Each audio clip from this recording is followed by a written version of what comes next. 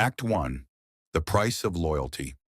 The man inside the armor is Sir Jowan of the Gilded Lily, once the champion of a prosperous, peaceful duchy. But peace is a fragile thing.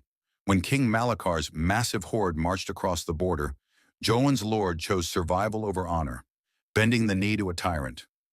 Jowan refused. He broke his oath to his lord to keep his oath to the people. Branded a traitor, he fled into the forests, gathering a ragtag resistance of peasants, blacksmiths, and fallen squires. For 3 years, they fought a guerrilla war. Today was supposed to be their final, desperate stand, a trap laid to assassinate Malakar's primary commander at the Valley of Red Clay. Act 2. The Ash and the Iron.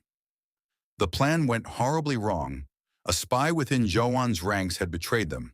Instead of an ambush, Jowan's rebels marched straight into a meat grinder. The battle was frantic, chaotic, and merciless.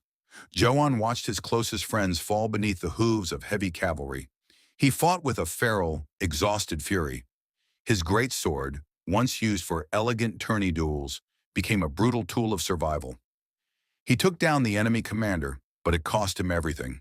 The rebel army was shattered. The valley became a mass grave. Act 3. The Stand at Sunset, which brings us to the moment in the portrait. The battle is over. The crows are circling. Jowan stands alone amidst the volumetric dust and the smoke of burning trebuchets.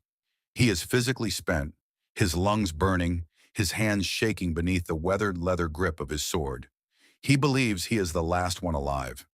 Through the narrow slit of his great helm, he watches the sun sink below the horizon, the golden filigree on his armor, a reminder of a chivalric code that no longer exists, catches the final, tragic rays of light.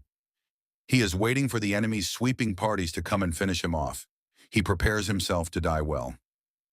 Act 4. The Twist. Suddenly, a low, rhythmic sound echoes across the silent battlefield. It isn't the sound of enemy boots. Jowan looks down. The mud near his boots is vibrating. From behind the burning trebuchets on the horizon, a new banner rises against the dramatic sunset. It is a plain white flag, the symbol of the neighboring kingdom of Valen, led by Malakar's bitterest rival. They weren't here to hunt Jowan. They were waiting for Malakar's forces to weaken themselves. A lone rider detaches from the distant Valen army and gallops toward Jowan, stopping just yards away. The rider looks at the mountain of bodies, then at the lone, blood-drenched knight standing defiantly among them. The rider raises a visor. "Sir Jowan, we thought we would be burying you today. The king of Valen offers you a choice.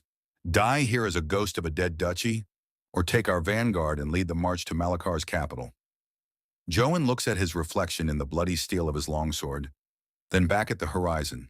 He lifts his sword from the dirt. The war isn't over, it's just beginning.